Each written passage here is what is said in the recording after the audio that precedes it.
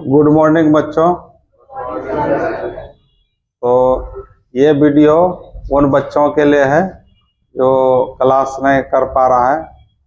Exam होने वाला है। कब से एग्जाम? 30 तारीख से। तो हम लोग ये बैच है तुम्हारा MWF में 8 से 9:30 वाला। तो इसमें हम लोग पीरियडिक टेबल पढ़ रहे थे और पीरियडिक टेबल में पीरियडिक प्रॉपर्टीज पढ़ रहे थे। पीरियडिक प्रॉपर्टीज में एटॉमिक रेडियस के बारे में। तो एटॉमिक रेडियस का हम लोग वेरिएशन देखे थे किसमें? पीरियड में देख चुके थे। अब ग्रुप में देखना है। तो इन ग्रुप, तो लिखो इन ग्रुप, इन ग्रुप।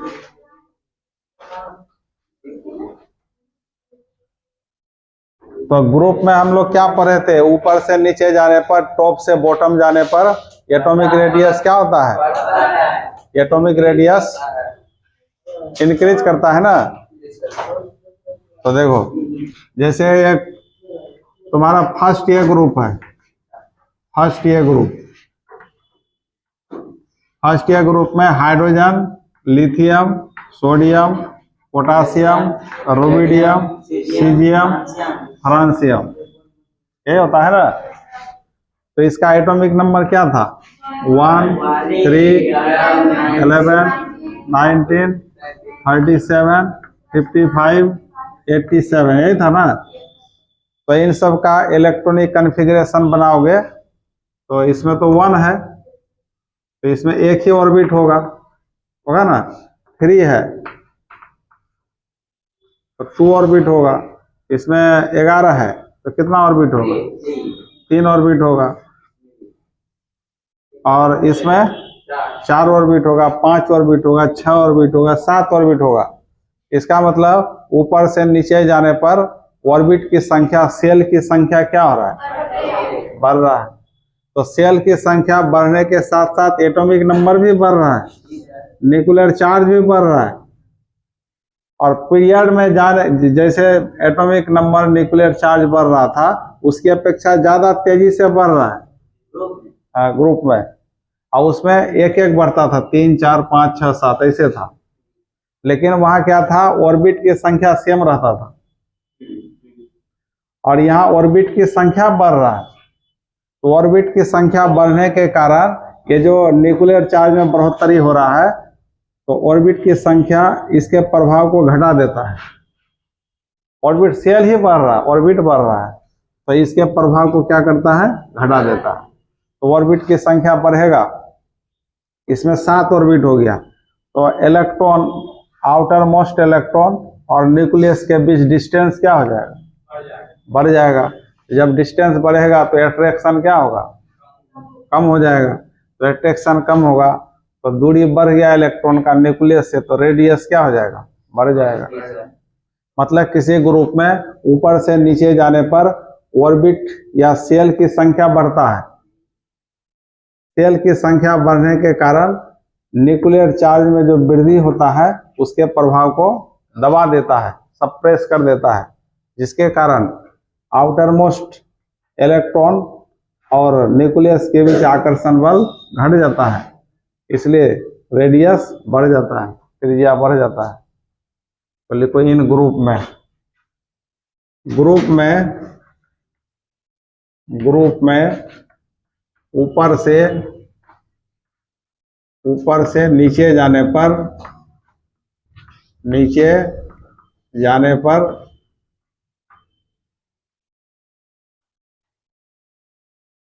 परमाणु में ऑर्बिट की संख्या, ऑर्बिट्स दैट मीन सेल की संख्या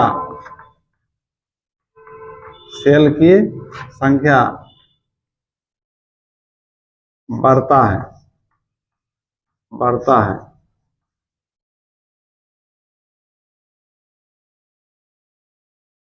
जो न्यूक्लियर चार्ज में वृद्धि के प्रभाव को वृद्धि होने के प्रभाव को दबा देता है। इसके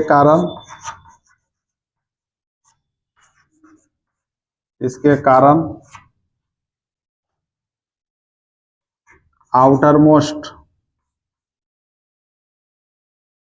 आउटरमोस्ट इलेक्ट्रॉन और न्यूक्लियस के बीच दूरी बढ़ जाता है और आकर्षण बल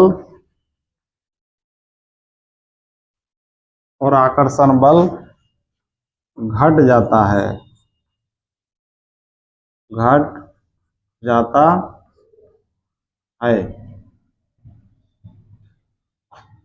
अतः परमाणु का रेडियस बढ़ जाता है।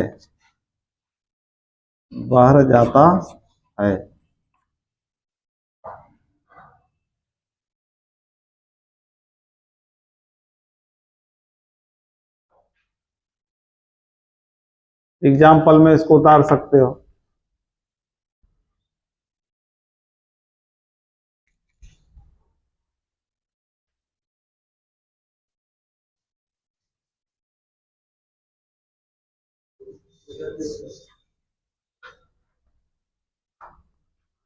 एग्जाम्पल में लिखो ग्रुप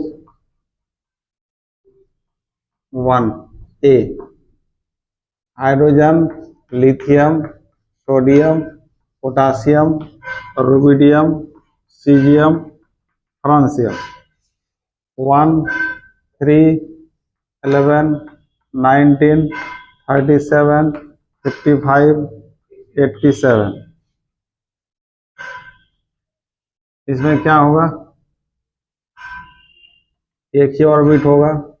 इसमें 3 को क्या लिखते हैं? 2, 1, तो इसमें फर्स्ट ऑर्बिट सेकेंड ऑर्बिट है। 11 को क्या लिखते हैं? 2, 8, 1, इसमें first orbit second orbit third orbit है। 19 को क्या लिखते हैं? 2, 8, 8, 1, तो क्या होगा? फोर्थ ऑर्बिट हो गया। 1, 2, 3, 4, इस तरह बढ़ते जाएगा ऑर्बिट।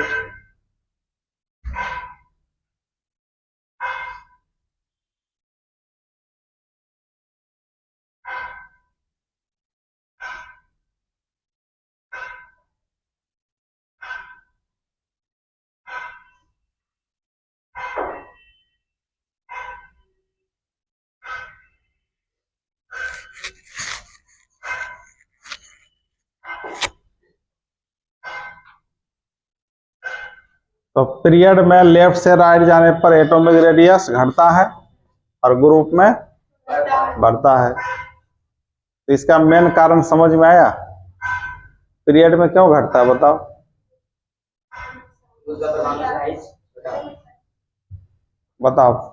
पीरियड में लेफ्ट से राइट जाने पर एटॉमिक रेडियस घटता है, क्यों? सेल का संख्या निश्चित रहता है। हाँ, सेल की संख्या बराबर रहता है, समान रहता है। प्रत्येक परमाणु में ऑर्बिट की संख्या, सेल की संख्या समान रहता है, परंतु न्यूक्लियर चार्ज बढ़ने लगता है। न्यूक्लियर चार्ज में प्रोटॉन एटॉमिक नंबर बढ़ने लगता है, जिसके कारण प्रोटॉन और आउटर मोस्ट इलेक्ट्रॉन के बीच अट्रैक्शन फोर्स बढ़ जाता है। इसलिए परमाणु का आकार साइज छोटा हो जाता है, इसलिए रेडियस भी छोटा हो जाता है। और ग्रुप में क्यों बढ़ता है? इसमें सेल की संख्या बढ़ने लगता है। देखो 1 सेल, 2 सेल, 3 सेल, 4 सेल, 5, 6, 7 तक जाएगा। तो सेल की संख्या बढ़ेगा तो साथ में न्यूक्लियर चार्ज भी बढ़ रहा है, लेकिन सेल की संख्या बढ़ने के कारण न्यूक्लियर चार्ज का प्रभाव कम हो जाता है। तो यहाँ हावी कौन हो जाता है? सेल की संख्या। सेल की संख्या हावी हो गया तो अब इलेक्ट्रॉन, आउटर मोस्ट इलेक्ट्रॉन और न्यूक्लियस के बीच दूरी क्या हो गया? बढ़ गया। तो आकर्षण क्या होगा? घटेगा। तो साइज क्या हो जाएगा? बड़ा हो जाएगा। तो रेडियस भी क्या होगा? बड़ा हो जाएगा। यही बात। तो एटॉमिक रेडियस तुम्हारा खत्म हो गया। इसमें कुछ एक्सेप्शन सब भी आता है, तो आगे पढ़ते जाओगे तो होते जाएगा। तो मेन कंसेप्ट यही है एटॉमिक रेडियस का। एटॉमिक रेडियस को हम लोग कितना टाइप से डिफाइन किए थे? 4 टाइप से। कौन कौन? कोवलेंट रेडियस, वैन डर वाल रेडियस, और मेटेलिक रेडियस और आयनिक रेडियस। अब चलो दूसरा number, ionization energy. Ionization energy क्या होता है? इसको IE से सूचित करते हैं। किससे सूचित करेंगे? IE। इसको बोलते हैं इलेक्ट्रॉन आयनन ऊर्जा। आयोनाइजेशन एनर्जी को क्या बोलते हैं? आयनन ऊर्जा। आयनन ऊर्जा, आयनन ऊर्जा। इसी का और एक नाम होता है आयोनाइजेशन पोटेंशियल। इसी को हम लोग आयोनाइजेशन पोटेंशियल के नाम से भी जानते हैं। IP। इसको आयनन विभव बोलते हैं। आयनन विभव। विभव का मतलब क्या होता है जानते हैं? विभव फिजिक्स में यूज होता है। विभव क्या होता है बताओ? विभव मतलब कोई काम करना। विभव का मतलब कोई कार्य करना, वर्क डन करना, इसको विभव बोलते हैं। पोटेंशियल। अब है आयनाइजेशन एनर्जी क्या है, तो देखो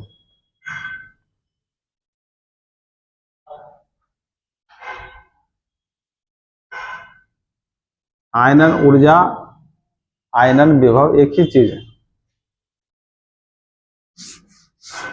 तो देखो अब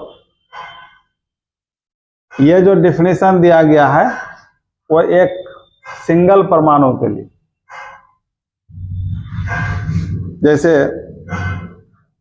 कोई बच्चा का हमको बिहेवियर पता करना है, मतलब उसका व्यवहार पता करना है, तो ग्रुप में पता नहीं चलेगा, है ना?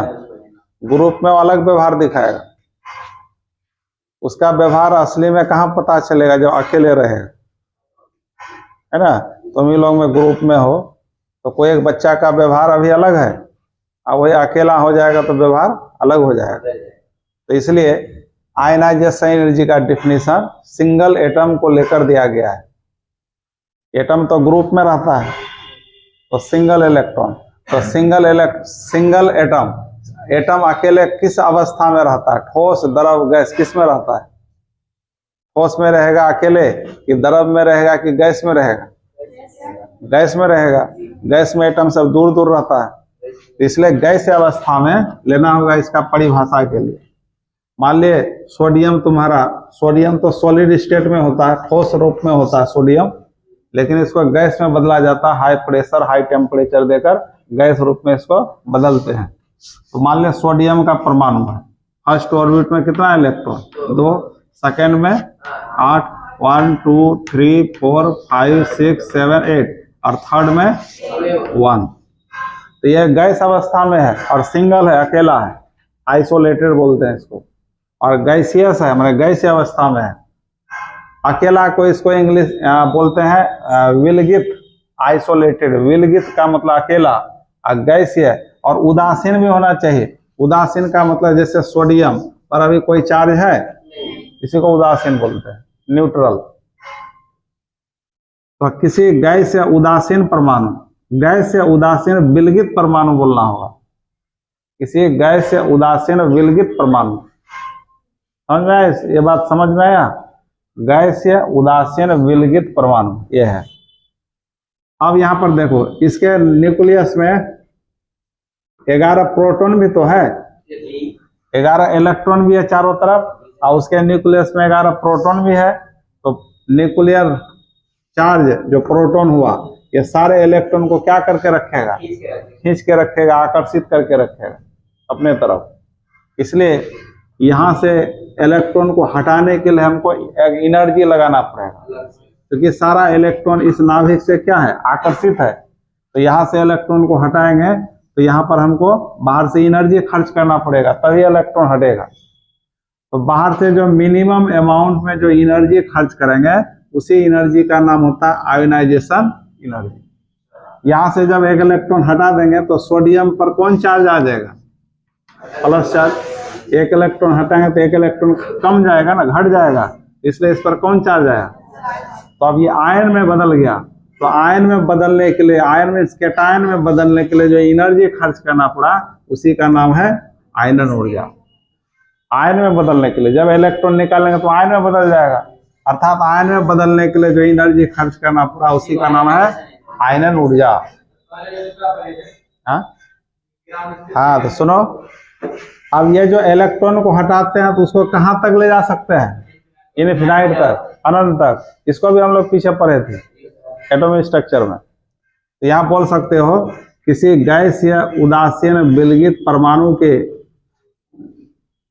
ऑर्बिट से most loosely electron, most loosely का मतलब जो कम से कम आकर्षित है, जो नाभिक से कम आकर्षित है, वैसे इलेक्ट्रॉन को हटाकर कहाँ तक ले जाने में? अनंत तक ले जाने में जो मिनिमम अमाउंट में एनर्जी खर्च होगा, उसी एनर्जी का नाम क्या होता है? Ionization energy. अब यहां पर एक ही बार में कई इलेक्ट्रॉन को नहीं निकाल सकते हैं, इलेक्ट्रॉन को बारी बारी से निकाला जा सकता है ना। तो इस इलेक्ट्रॉन को हटाएंगे तो उसमें जो एनर्जी खर्च होगा, उसका नाम होगा फर्स्ट आयोनाइजेशन एनर्जी, IE1। अब दूसरा इलेक्ट्रॉन को निकालना चाहेंगे तो ये इलेक्ट्रॉन अब न्यूक्लियस के और नजदीक आ गया ना, तो इससे ये ज्यादा क्या होगा? आकर्षित रहेगा। ये इलेक्ट्रॉन नाभिक से इसकी अपेक्षा ज्यादा बंधा हुआ रहेगा, आकर्षित रहेगा। इसलिए अब इस इलेक्ट्रॉन को हटाने में ज्यादा एनर्जी लगाना पड़ेगा, इससे ज्यादा एनर्जी लगाना पड़ेगा। उसको बोलेंगे सेकेंड आयोनाइजेशन एनर्जी। फिर थर्ड को हटाने में और ज्यादा एनर्जी खर्च करना होगा, क्योंकि और नजदीक आ गया नाभिक का, न्यूक्लियस का। तो इसको हटाने में जो एनर्जी लगेगा IE3। तो इस तरह बारी बारी से इलेक्ट्रॉन को हटाने में जो एनर्जी खर्च करना पड़ रहा है, वैसे एनर्जी को बोलते हैं successive ionisation energy. Successive ionisation energy, उत्तर आयनन ऊर्जा। मतलब बारी बारी से इलेक्ट्रॉन को हटाने में जो एनर्जी खर्च करना पड़ता है, उसका नाम होता है सक्सेसिव आयोनाइजेशन एनर्जी। तो अभी तीनों केस में, ये तीनों सक्सेसिव आयोनाइजेशन एनर्जी का केस हुआ, तो तीनों में एनर्जी किसका ज्यादा होगा? IE3 का क्या होगा? ज्यादा होगा। IE3 greater than IE2 greater than IE1। अब सुनो, यहां पर चूंकि हम बाहर से एनर्जी खर्च कर रहे हैं, तो आयोनाइजेशन एनर्जी एक एनर्जी का रूप है। तो एनर्जी का जो यूनिट होगा यहाँ पर इलेक्ट्रॉन वोल्ट पर एटम, इलेक्ट्रॉन वोल्ट पर एटम। एनर्जी, आयोनाइजेशन एनर्जी का यूनिट क्या होगा? इलेक्ट्रॉन वोल्ट पर एटम। मतलब एक एटम में जो एनर्जी खर्च करना पड़ता है इलेक्ट्रॉन को हटाने में, इसलिए इलेक्ट्रॉन वोल्ट पर एटम। इसको किलो जूल पर मोल भी बोल सकते हैं। मतलब एक मोल में कितना एटम होगा? 6.02 इंटू 10⁻23 है ना, होगा। एक मोल में है ना होता एटम। तो अब इतना मोल से इलेक्ट्रॉन को हटाने के लिए, इतना मोल एटम से इलेक्ट्रॉन को हटाने में जो एनर्जी खर्च होगा, तो उसको हम लोग किलो जूल पर मोल में डिफाइन कर सकते हैं, बोल सकते हैं। तो कहने का मतलब आयनाइज एनर्जी का यूनिट क्या क्या हुआ, इलेक्ट्रॉन वोल्ट पर एटम या किलो जूल पर मोल। किलो जूल का यूनिट 1 मोल के लिए होगा और इलेक्ट्रॉन वोल्ट का यूज किसके लिए होगा, 1 एटम के लिए होगा। यही अंतर है। और सुनो, आयनाइजेशन एनर्जी कैसा प्रक्रिया है, कैसा प्रोसेस है, तो एक ये ऊष्मा शोषी प्रक्रिया है।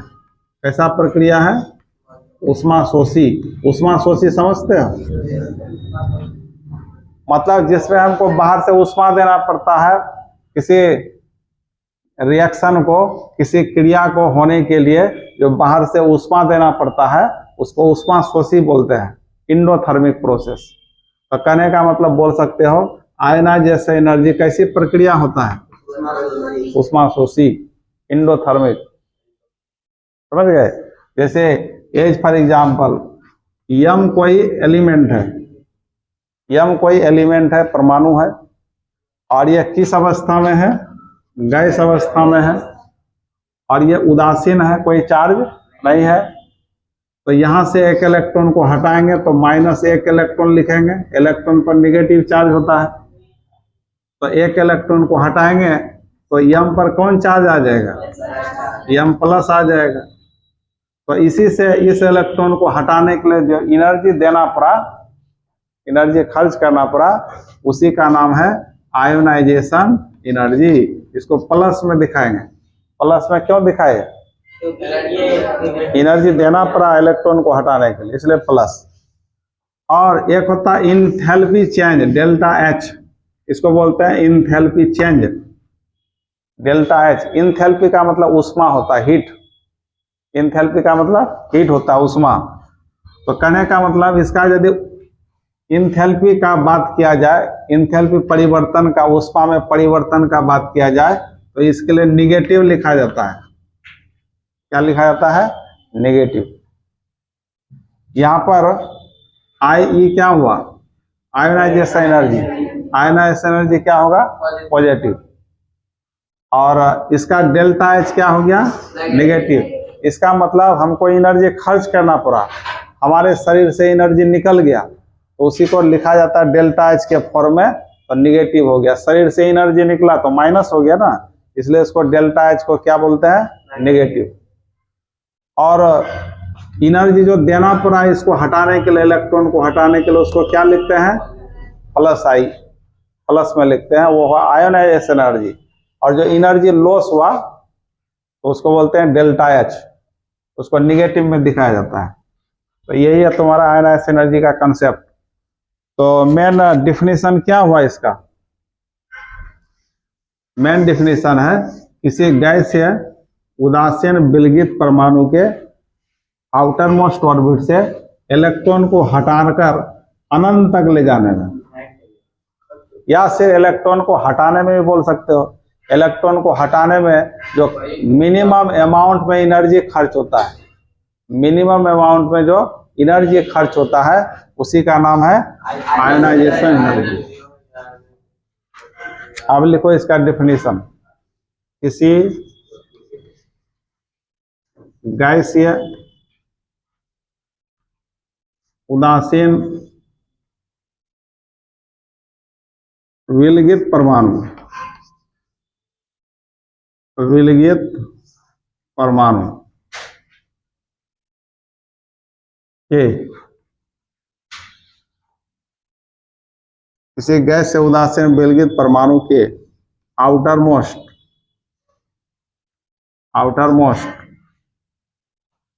ऑर्बिट से इलेक्ट्रॉन को हटाने के लिए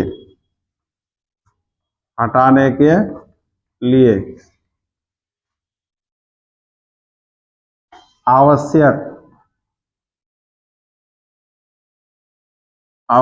ऊर्जा की न्यूनतम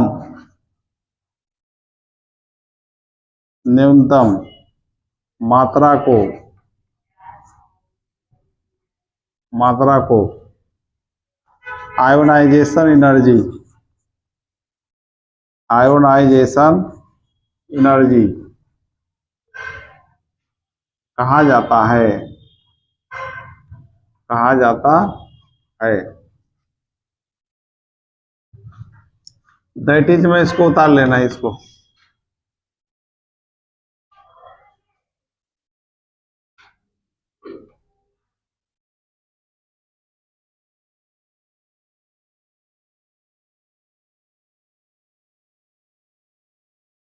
डेल्टा एच को क्या बोलते हैं, इसको बोलते हैं एंथैल्पी चेंज। एंथैल्पी चेंज मतलब ऊष्मा में परिवर्तन। तुम्हारे शरीर से जो एनर्जी निकला वो हीट के रूप में निकला ना, तुम्हारे शरीर से जो एनर्जी निकला किस रूप में निकला, हीट के रूप में, उसको डेल्टा एच से सूचित करते हैं। तो वहां निगेटिव दिखाना पड़ेगा।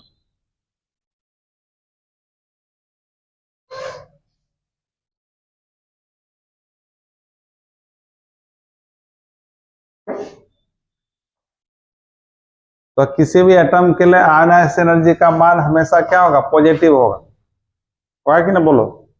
क्योंकि हमको इलेक्ट्रॉन को हटाने में एनर्जी खर्च करना पड़ा, देना पड़ा, तो एनर्जी दिए इसलिए प्लस में दिखाते हैं। अब वही जो एनर्जी दिए हम इलेक्ट्रॉन को हटाने में, तो हमारे क्या है, बॉडी से निकला, या जो भी एटम इसके साथ रिएक्शन करेगा, जो भी एटम इसे इलेक्ट्रॉन निकालने का कोशिश करेगा, उस एटम से एनर्जी निकलेगा, घटेगा, इसलिए वहां माइनस हो गया डेल्टा एच। तो जो एनर्जी निकला उसी को डेल्टा एच से सूचित करते हैं। उतर गया। अब फिर लिखो, ये आयनाइजेशन एनर्जी कैसा प्रोसेस है, उष्मा शोषी है, उष्मा शोषी। ये बात लिखो स्टार देकर। आयोनाइजेशन एनर्जी एक इंडोथर्मिक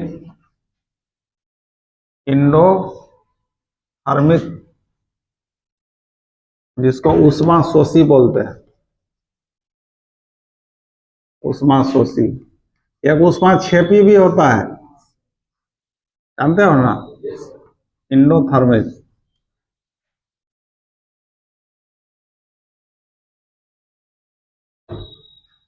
आयनाइजेशन एनर्जी एक इंडोथर्मिक प्रक्रिया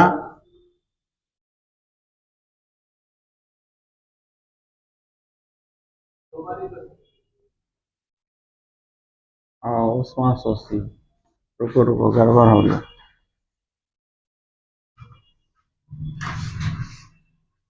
इंडोथर्मिक उष्मा शोषी प्रक्रिया होती है। और इसका मात्रक यूनिट क्या बताए थे, इलेक्ट्रॉन वोल्ट पर एटम। आयनाइजेशन एनर्जी का मात्रक इलेक्ट्रॉन वोल्ट पर एटम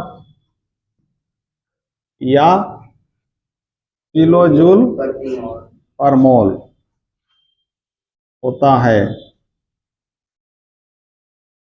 होता है।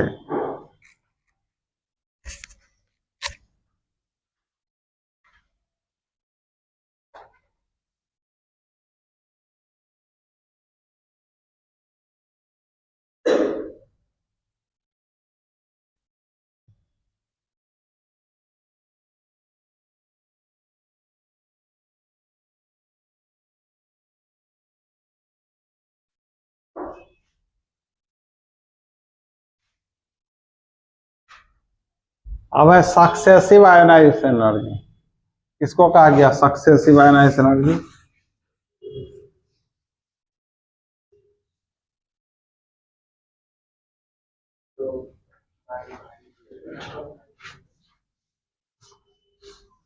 किसको कहा गया था सक्सेसिव, बताओ।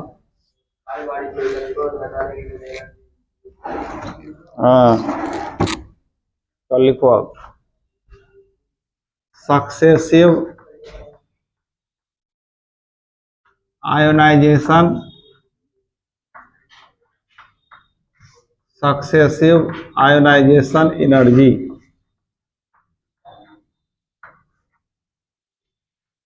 इसको हिंदी में बोलते हैं उत्तरोत्तर। हाँ, उत्तरोत्तर आयनन ऊर्जा।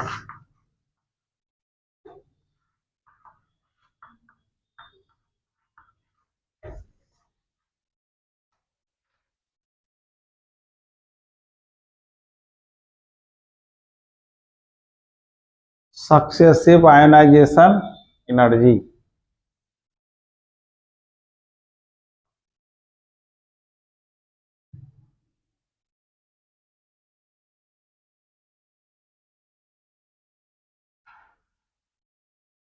तो इसका डिफिनीशन क्या हो गया?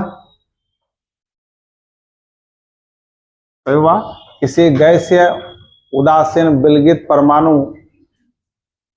से बारी बारी से इलेक्ट्रॉन को हटाने में, बारी बारी से इलेक्ट्रॉन को हटाने में आवश्यक ऊर्जा की मात्रा को सक्सेसिव आयनाइजेशन एनर्जी कहा जाता है। तो लिखो, किसी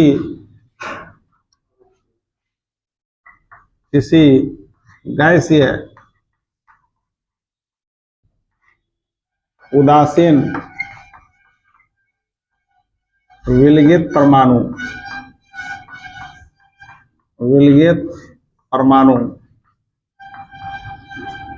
से इलेक्ट्रॉन बारी बारी से, परमाणु से बारी बारी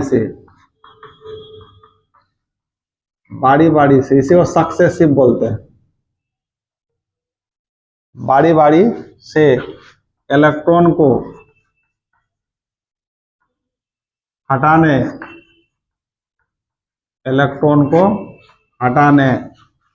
में आवश्यक ऊर्जा की मात्रा को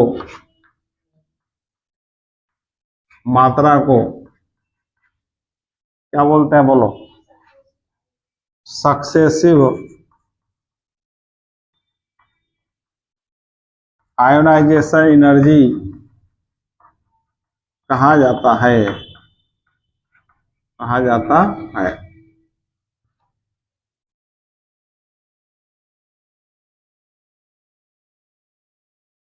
यहाँ विलगित का मतलब क्या समझते हो?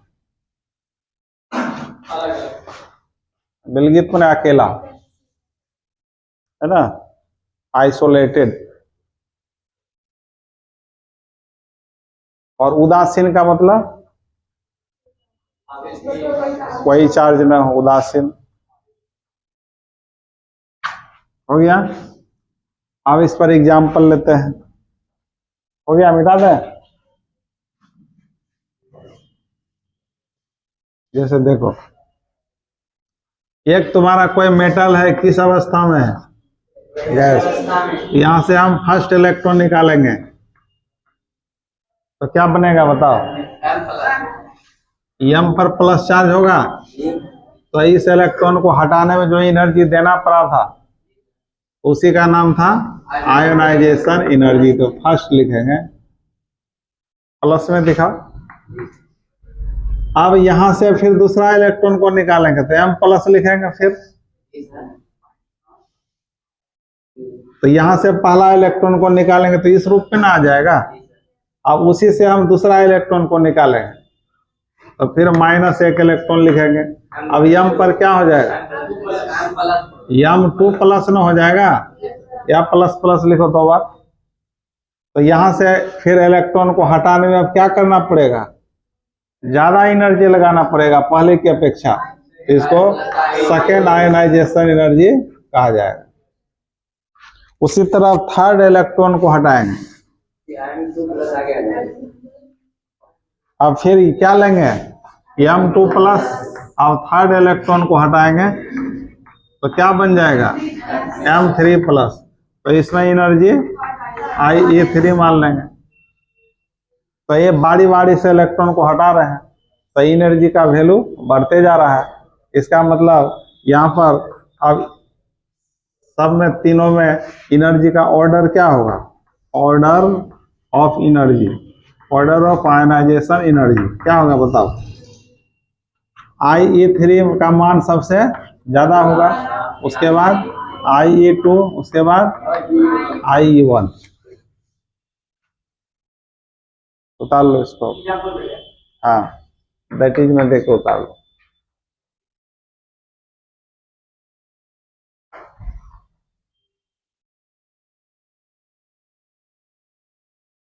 अब यदि पूछा जाए तुमको M प्लस का आयनाइज एनर्जी ज्यादा होगा कि M2 प्लस का,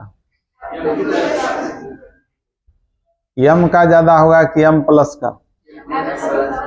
M प्लस का।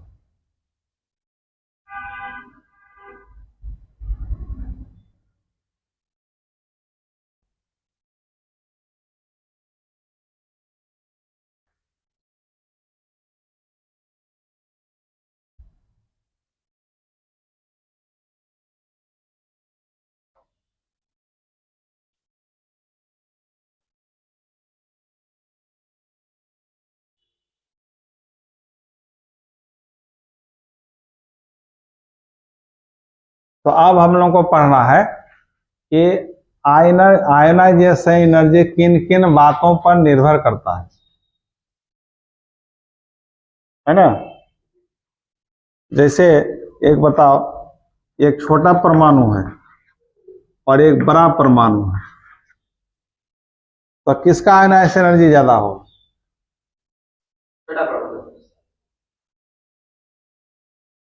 मतलब यहाँ पर इलेक्ट्रॉन को हटाना, यहाँ से इसका यहाँ से हटाना है, तो किस इलेक्ट्रॉन को आसानी से हटा सकते हैं?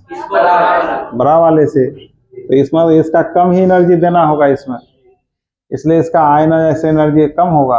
और छोटा वाले साइज में इलेक्ट्रॉन न्यूक्लियस के बीच अट्रैक्शन ज्यादा है, तो यहाँ से इलेक्ट्रॉन को हटाने में ज्यादा एनर्जी खर्च करना पड़ेगा, इसका आयनाइजेशन एनर्जी ज्यादा होगा। मतलब यहाँ साइज पर डिपेंड कर रहा है, यहाँ आयनाइजेशन एनर्जी किस पर डिपेंड कर रहा है? साइज पर। तो क्या केवल साइज पर ही डिपेंड करेगा? यही सब देखना है। तो साइज के अलावा और भी बात है, फैक्टर है जिस पर निर्भर करता है। तो कहने का मतलब बोल सकते हैं कि आयनाइजेशन एनर्जी को प्रभावित करने वाला फैक्टर, प्रभावित करने वाला कारक क्या है, कैसे आयनाइजेशन एनर्जी किन किन बातों के द्वारा प्रभावित होता है, कब घटेगा कब बढ़ेगा, यही सब पढ़ना है। कब ज्यादा होगा कब कम होगा, यही सब सीखना है। इसी पर से क्वेश्चन आता है, और ये टॉपिक तुमको 12th में अच्छी तरह काम देगा। तो 12th में इतना डिटेल से फिर नहीं बताएंगे, यही सारा डिटेल हो रहा है, वहां से यूज होगा 12th क्लास में। तो अब लिखो फैक्टर्स अफेक्टिंग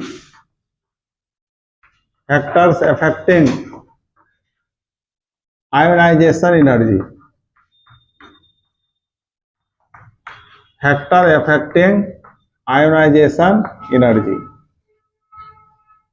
इसका मतलब आयनन ऊर्जा को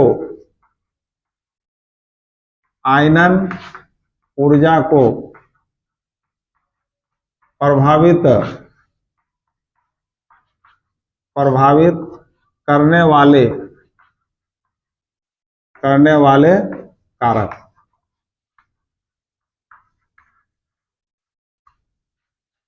आयनन ऊर्जा को प्रभावित करने वाले कारक, फैक्टर्स अफेक्टिंग आयोनाइजेशन एनर्जी।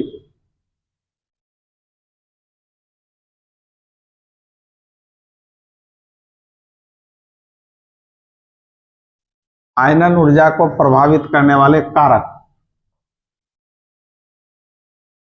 जैसे तुम लोग अभी पढ़ाई कर रहे हो, तो तुम लोग का पढ़ाई किन किन बातों पर डिपेंड करता है,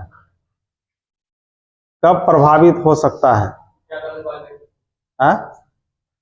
बहुत फैक्टर है।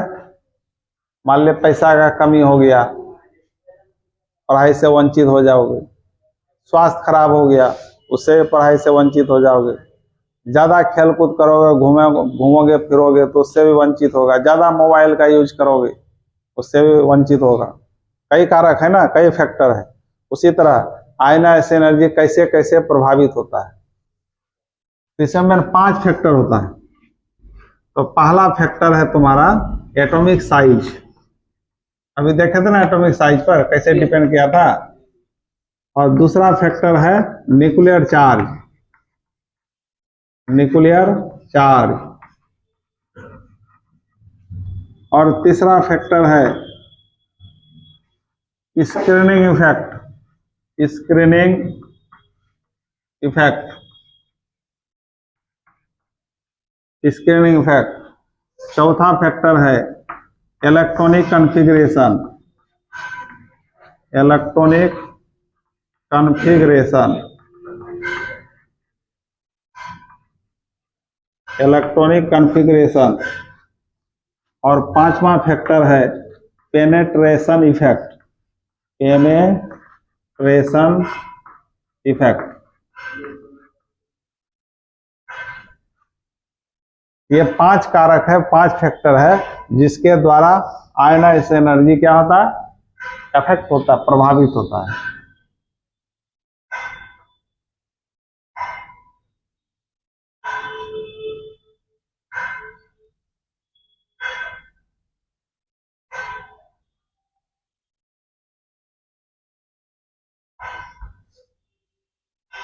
तो आयनन ऊर्जा को प्रभावित करने वाले कारक।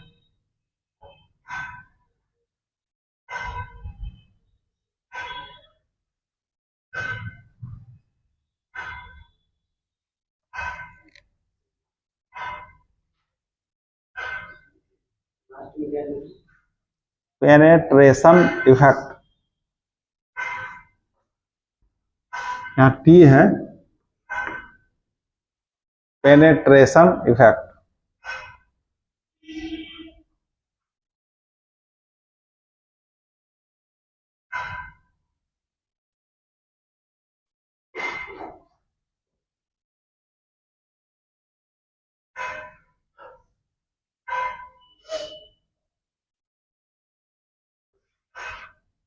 हो गया, बोलो। अब एक एक करके समझना है सब पर। तो पहला नंबर लिखो, एटॉमिक साइज पर कैसे डिपेंड करता है।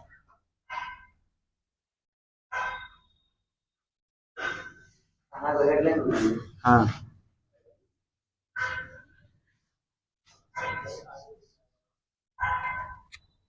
तो पहला नंबर लिखो एटॉमिक साइज।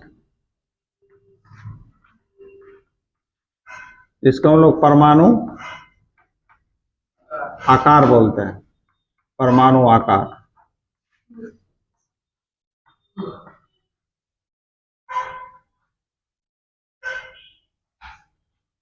तो सिंपल बात है, जिस एटम का साइज बड़ा होगा, जिस एटम का साइज बड़ा है, जैसे तुम्हारा एटम न्यूक्लियस है और यहाँ पर ऑर्बिट है, ये सब ऑर्बिट। तो आउटर मोस्ट इलेक्ट्रॉन यही ना होगा, और न्यूक्लियस के बीच डिस्टेंस क्या है, ज्यादा है। तो यहाँ न्यूक्लियस और इलेक्ट्रॉन के बीच अट्रैक्शन क्या होगा, कम होगा। तो थोड़ा एनर्जी देंगे, इलेक्ट्रॉन आसानी से निकल जाएगा। तो आयनाइज एनर्जी कम है। तो कहने का मतलब आयनाइजेशन एनर्जी और एटॉमिक साइज के बीच कैसा संबंध हुआ, सीधा कि उल्टा। Atomic radius, sorry, ionization energy atomic size के उल्टा रिलेशन हुआ ना। जिसका साइज बड़ा तो आयनाइजेशन एनर्जी कम, जिसका साइज छोटा आयनाइजेशन एनर्जी ज्यादा, है ना हुआ। तो इसलिए हम शॉर्टकट में लिखेंगे आयनाइजेशन एनर्जी और एटॉमिक साइज के बीच उल्टा संबंध हुआ। तो आयनाइजेशन एनर्जी इनवर्सली प्रोपोर्शनल क्या होगा, एटॉमिक साइज। एटॉमिक साइज ये हुआ रिलेशन। इसको पढ़ लोगे, क्या पढ़ोगे इसको, if atomic size, if atomic size क्या है, बड़ा है, इसका मतलब बड़ा है, ज्यादा है। तो देन तब आयनाइजेशन एनर्जी क्या होगा, कम होगा ना। डाउन का मतलब कम होता है। इसी तरह इसको अपोजिट पर हो गए, इफ एटॉमिक साइज क्या है, एटॉमिक साइज कम है, तो देन आयनाइजेशन एनर्जी क्या होगा, बताओ, ज्यादा होगा। नहीं समझ में? ऐसा क्या हुआ पता चला? उतार लो इसको।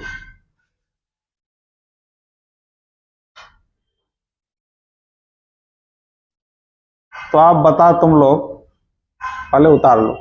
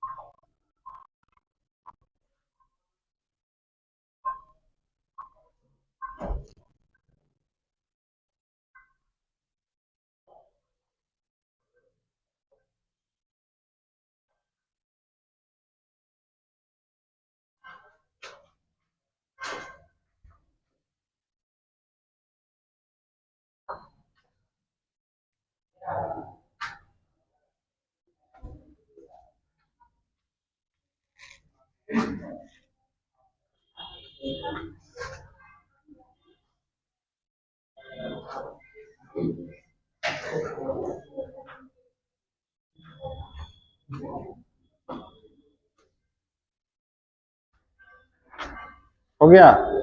अब दूसरा फैक्टर क्या बताओ?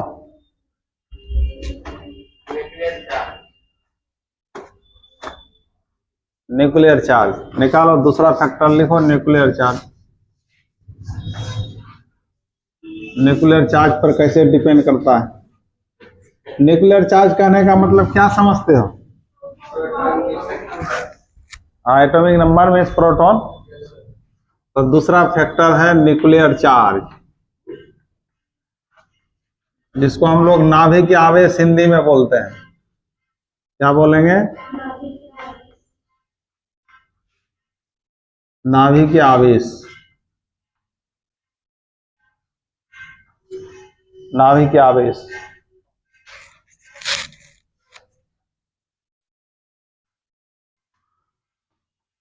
तो देखो, जैसे कोई एटम है, इसमें 10 प्लस पॉजिटिव चार्ज है, 10 प्रोटॉन है। और कोई एटम है, इसमें 20 प्रोटॉन है। इसमें 10 प्रोटॉन है, इसमें 20 प्रोटॉन है। तो न्यूक्लियर चार्ज किसमें ज्यादा है? तो न्यूक्लियर चार्ज ज्यादा होगा तो आउटर मोस्ट इलेक्ट्रॉन को ज्यादा ना खींचेगा। इसका मतलब वो जो आउटर मोस्ट इलेक्ट्रॉन है न्यूक्लियस से ज्यादा क्या रहेगा? अट्रैक्टेड रहेगा, ज्यादा आकर्षित रहेगा। प्रोटॉन ज्यादा होगा, न्यूक्लियर चार्ज ज्यादा होगा, तो इलेक्ट्रॉन को ज्यादा से ज्यादा खींचेगा। तो वो इलेक्ट्रॉन न्यूक्लियस से ज्यादा आकर्षित रहेगा, तो उस इलेक्ट्रॉन को हटाने में क्या करना पड़ेगा? ज्यादा एनर्जी देना होगा। तो आयनाइज एनर्जी का मान क्या होगा? बढ़ेगा।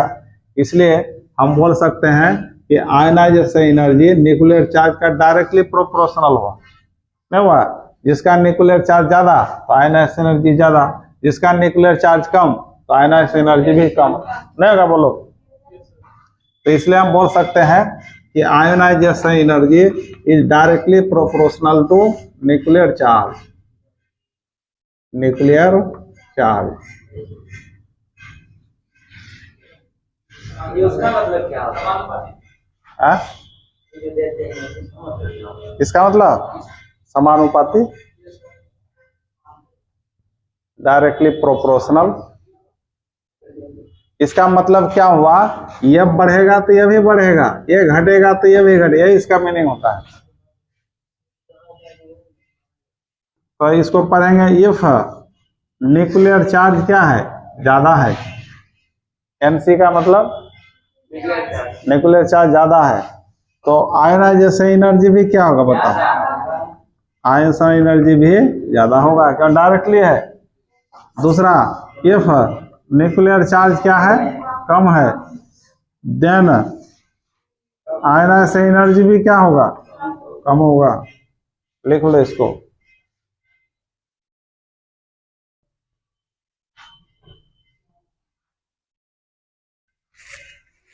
तो इसलिए अब तुम लोग बताओ कि किसी भी ग्रुप में ऊपर से जब नीचे जाएंगे, किसी भी ग्रुप में ऊपर से जब नीचे जाएंगे तो आयनाइजेशन एनर्जी का मान घटेगा कि बढ़ेगा?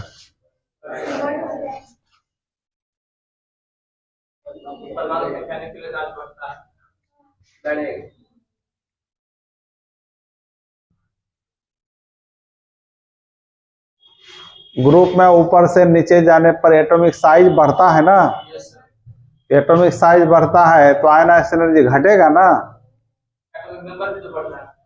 वो तो प्रभाव घट जाता है ना सेल की संख्या बढ़ने से। क्या बताए थे, सेल की संख्या जब बढ़ेगा तो न्यूक्लियर चार्ज का जो बढ़ने का प्रभाव है वो घट जाता है, तो वहाँ एटॉमिक साइज पर डिपेंड कर रहा है। तो ऊपर से नीचे जाने पर आयनाइजेशन एनर्जी घटता है, और लेफ्ट से राइट जाने पर क्या होगा, एटॉमिक साइज घटते जाता है और न्यूक्लियर चार्ज यहाँ बढ़ते जाता है। तो इसलिए यहाँ आयनाइजेशन एनर्जी क्या होगा, बढ़ेगा। तो पीरियड में आयनाइजेशन एनर्जी बढ़ता है, ग्रुप में घटता है। अब तीसरा फैक्टर क्या है बताओ, स्क्रीनिंग इफेक्ट। अब क्या होता है तो देखो, तीसरा है स्क्रीनिंग इफेक्ट। इसी का और एक नाम है सील्डिंग इफेक्ट। इसी को सील्डिंग इफेक्ट के नाम से भी जाना जाता है, सील्डिंग इफेक्ट। सील्ड कर देना, स्क्रीन कर देना, इसको बोलते हैं आवरण प्रभाव। आवरण प्रभाव।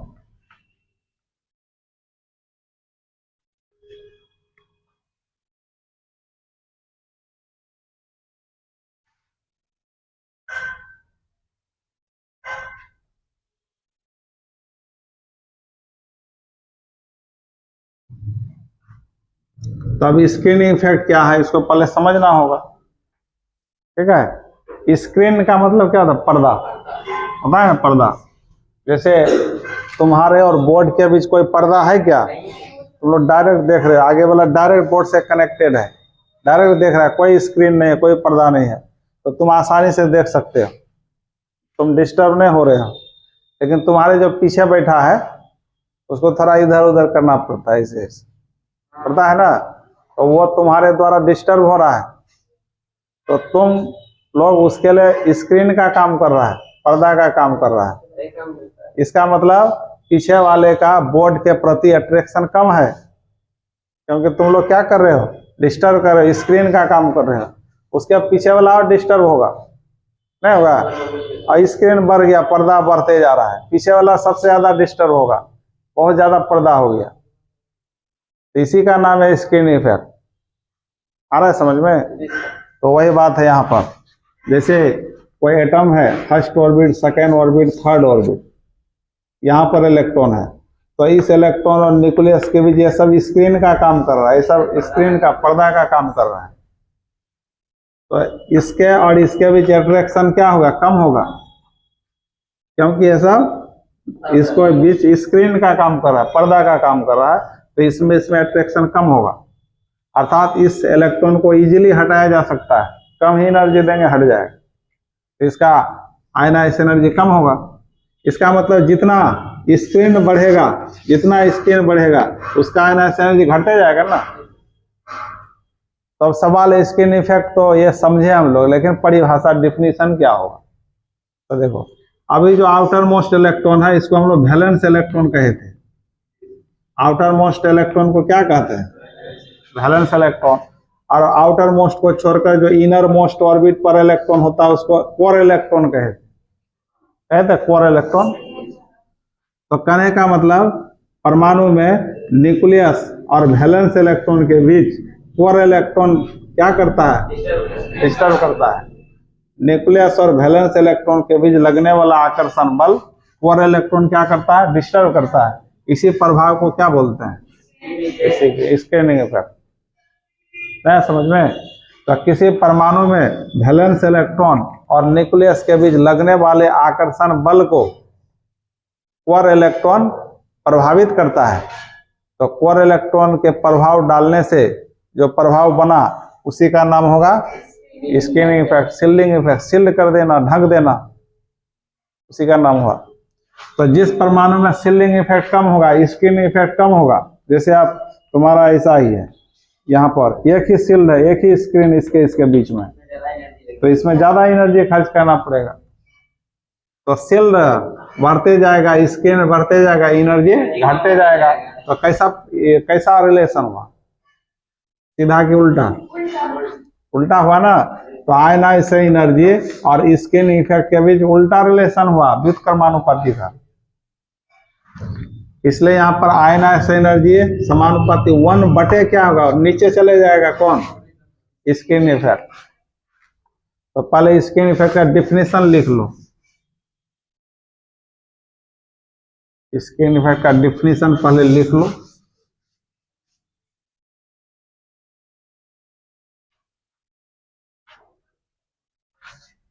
तो लिखो, जिस प्रभाव के कारण, जिस प्रभाव मतलब इफेक्ट, जिस प्रभाव के कारण परमाणु के वैलेंस इलेक्ट्रॉन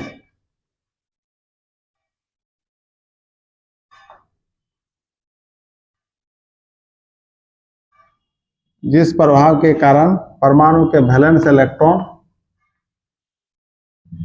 और कोर वैलेंस इलेक्ट्रॉन और न्यूक्लियस के बीच लगने वाला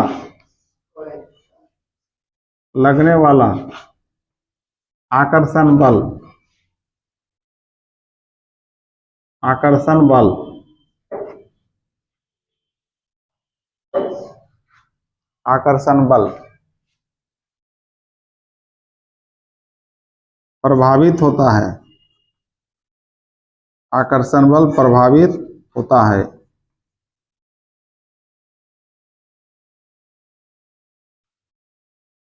यह होता है किसके कारण? कोर इलेक्ट्रॉन की उपस्थिति के कारण। कोर इलेक्ट्रॉन की उपस्थिति के कारण यह प्रभाव होता है। लिख लो इसको ब्रैकेट में। जिस प्रभाव के कारण परमाणु के वैलेंस इलेक्ट्रॉन और न्यूक्लियस के बीच लगने वाला आकर्षण बल प्रभावित होता है, स्क्रीनिंग इफेक्ट कहलाता है। स्क्रीनिंग इफेक्ट कहलाता है।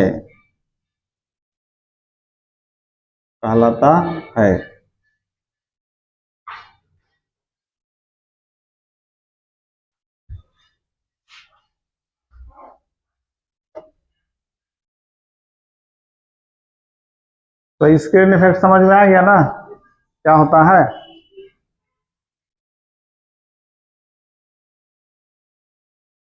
अब स्क्रीन इफेक्ट और आयनाइज एनर्जी के बीच कैसा संबंध हुआ? उल्टा, इनवर्सली प्रोपोर्शनल। इसलिए हम लोग लिख सकते हैं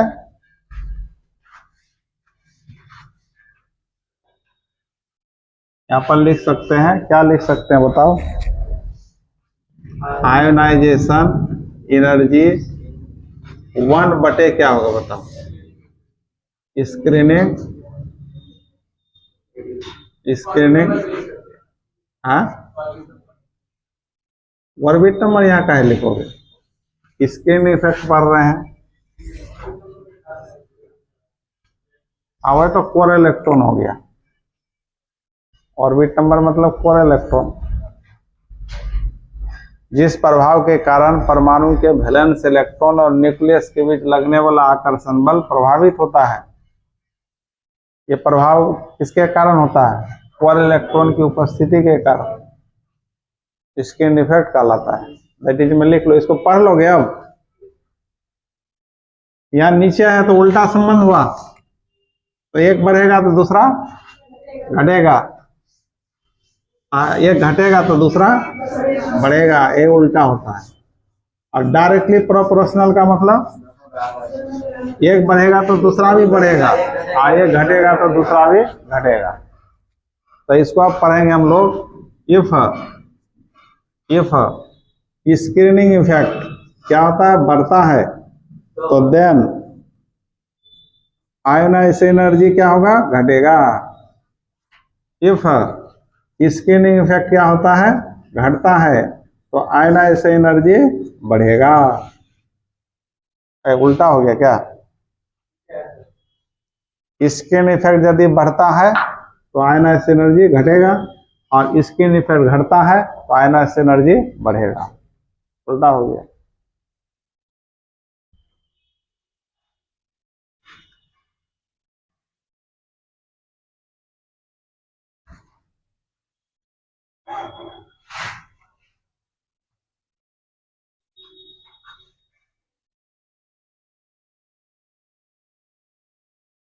हो गया।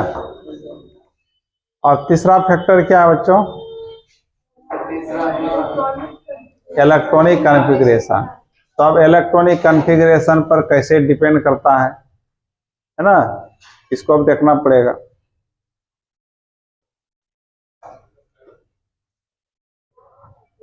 तो लिखो चौथा फैक्टर इलेक्ट्रॉनिक कॉन्फ़िगरेशन।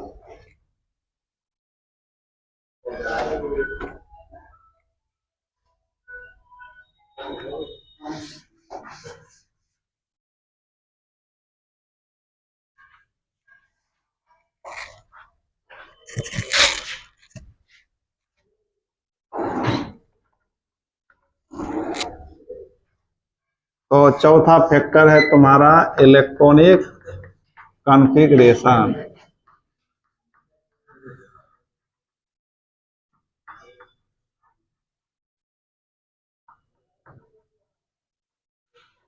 तो इलेक्ट्रॉनिक कॉन्फ़िगरेशन पर कैसे डिपेंड करता है इसको समझो आप। तो देखो, जैसे तुम्हारा नाइट्रोजन है, ऑक्सीजन है, तो इसका एटॉमिक नंबर 7, ऑक्सीजन का 8, तो इसका न्यूक्लियर चार्ज ज्यादा है और एक ही पीरियड का है। तो अभी हम लोग पढ़े थे पीरियड में लेफ्ट से राइट जाने पर आयनाइजेशन एनर्जी बढ़ता है, तो इस दोनों में किसका ज्यादा होना चाहिए? ऑक्सीजन का ज्यादा होना चाहिए। न्यूक्लियर चार्ज भी ज्यादा है, उसके बाद साइज भी इसका छोटा होगा ना, वह साइज छोटा है तो इसका ज्यादा होना चाहिए, लेकिन ऐसा नहीं होता है। अब यह बात यहाँ पर डिपेंड करता है इलेक्ट्रॉनिक कॉन्फ़िगरेशन पर। तो देखो कैसे हम लोग यह सब सेल में मैक्सिमम कितना इलेक्ट्रॉन रखते हैं? 2, और इसका ऑर्बिटल में 2 इलेक्ट्रॉन ऐसे दिखाएंगे, और पी सब सेल में 6, ऑर्बिटल में कैसे दिखाएंगे? 1 2 3 4 5 6, पी में 3 ऑर्बिटल होता है, और डी में 10 इलेक्ट्रॉन है। डी में कितना ऑर्बिटल? 5 ऑर्बिटल। 1 2 3 4 5 6 7 8 9 10, और एफ में 14। एफ में नहीं लेते हैं, एफ ने फालतू समझो, एफ ने क्या फालतू, उसको नहीं देखते हैं। तो आप देखो यहाँ पर एस सब सेल में का ऑर्बिटल भरा हुआ है, सारा ऑर्बिटल फुलफिल है कि नहीं? यहाँ सारा ऑर्बिटल क्या है? फुलफिल है, भरा हुआ है। और इसी का आधा कर दो, एक इसका आधा कर दो 3, उसका आधा 5 होगा। ये सब हाफ फिल कहलाएगा, ये सब क्या कहलाया? फुलफिल्ड कहलाया। और ये सब क्या कहलाएगा? Half fill. तो हम लोग इलेक्ट्रॉनिक कॉन्फ़िगरेशन जब पढ़ रहे थे वहां बताए थे कि जो फुलफिल ऑर्बिटल या हाफ फिल ऑर्बिटल होता है ज्यादा अस्थाई होता है, ज्यादा स्टेबल होता है। कैसे हम बताए थे ना, डी पर यदि 4 रहता है तो आउटर मोस्ट से इलेक्ट्रॉन लेकर 5 कर दिया जाता है, हाफ फिल बनाया दिया जाता है, पढ़े थे ना? तो वही बात है, यह फुलफिल है, ये हाफ फिल है। तो जहां भी हाफ फिल या फुलफिल ऑर्बिटल देखेंगे आउटर मोस्ट में तो वो ज्यादा अस्थाई होगा, वहां से इलेक्ट्रॉन को हटाना बहुत कठिन होता है, अस्थाई है, स्टेबिलिटी बनाया हुआ है। वहां से हटाने के लिए क्या करना होगा? ज्यादा एनर्जी लगाना पड़ेगा, ज्यादा मात्रा में एनर्जी खर्च करना पड़ेगा। जैसे यहाँ ये चिपका हुआ है, यहाँ कोई आके बोलेगा तो यहाँ से हटो, हम बैठेंगे तो हटना नहीं चाहेगा, क्योंकि स्टेबिलिटी बना हुआ है इसका, समझ गए ना? तो वही बात है इस दोनों में, इस दोनों का इलेक्ट्रॉनिक कॉन्फ़िगरेशन निकालोगे, इलेक्ट्रॉनिक कॉन्फ़िगरेशन निकालोगे तो क्या होगा बोलो? नाइट्रोजन का क्या होगा? 1s2 2s2 2p3 होगा कि नहीं बोलो? और ऑक्सीजन का 1s2 2s2 2p4। ऑर्बिटल में तोड़ोगे तो 2, इसका भी कितना है? 2, और इसका कितना है? 3। और इसका तोड़ोगे तो 2, इसका भी क्या होगा? 2, और इसका कितना है? 4 हुआ। तो देखो पी का यहाँ 3 ऑर्बिटल हाफ फिल है कि फुल फिल है? पी में 3 है, हाफ फिल हुआ। और यहाँ पी में कितना है? 4। नहीं, ये हाफ फिल है ना, फुल फिल है। तो ज्यादा अस्थाई कौन है? हाफ फिल, ये ज्यादा अस्थाई है। तो यहाँ से अब इलेक्ट्रॉन को हटाना बहुत कठिन होगा, इसलिए इस केस में नाइट्रोजन का आयनाइज एनर्जी ज्यादा होगा, ऑक्सीजन का कम होगा। यहाँ डबल है, एक घर में 2 इलेक्ट्रॉन है तो दोनों रिपल्सन फोर्स लगाने में रहता है, दोनों में झगड़ा बना रहता है, कभी उसमें ये भी आ सकता है। तो दोनों में झगड़ा होते रहता है। एक ही घर में दोनों है तो कोई आके बोलेगा तुम मेरे साथ चलो, छोड़ दो इसका साथ, तो आसानी से निकल जाएगा। थोड़ा एनर्जी देंगे आसानी से बाहर हो जाएगा। मान लो लॉज में कोई एक रूम में 2 लड़का रहता है तो दोनों में टेंशन रहता है, झगड़ा रहता है हमेशा। तो कोई तीसरा आदमी आके बोलेगा छोड़ दो इसका साथ, टेंशन ही रहता है, चलो मेरे साथ, तो थोड़ा ही उसको उकसाएगा, तुरंत खाली कर दे, थोड़ा एनर्जी लगाएगा, खाली कर दे, आसानी से निकल जाएगा। वही बात है यहाँ, ये दोनों में क्या है? लड़ाई हो रहा है। तो कोई एटम आके बोलेगा छोड़ दो इसका साथ, मेरे साथ चलो, थोड़ा एनर्जी देगा, आसानी से निकल जाएगा। इसलिए इसका आयनाइज एनर्जी कम होगा, इसका ज्यादा होगा। यहाँ अकेले पड़ा हुआ है, बोला नहीं हम स्टेबल हैं, कहीं नहीं जाए, अकेले हम ठीक है, अकेले हम ठीक, कहीं नहीं जाएंगे। तो इसलिए यहाँ खुशामद करना पड़ेगा इसको हटाने के लिए, तो यहाँ ज्यादा एनर्जी खर्च करना पड़ेगा। इसलिए नाइट्रोजन का आयनाइजेशन एनर्जी ऑक्सीजन से क्या होता है? अधिक होता है। ये क्वेश्चन कई बार पूछ चुका है, 11th में पूछता है, 12th में भी पूछता है नाइट्रोजन का आयनन ऊर्जा ऑक्सीजन से ज्यादा होता है, क्यों? कारण बताओ।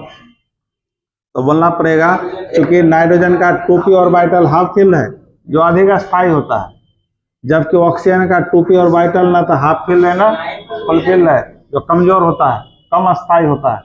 अतः नाइट्रोजन के 2p ऑर्बिटल से इलेक्ट्रॉन को हटाने में ज्यादा एनर्जी लगाना पड़ता है, इसलिए इसका आयनाइज एनर्जी ज्यादा होता है, इसका कम होता है।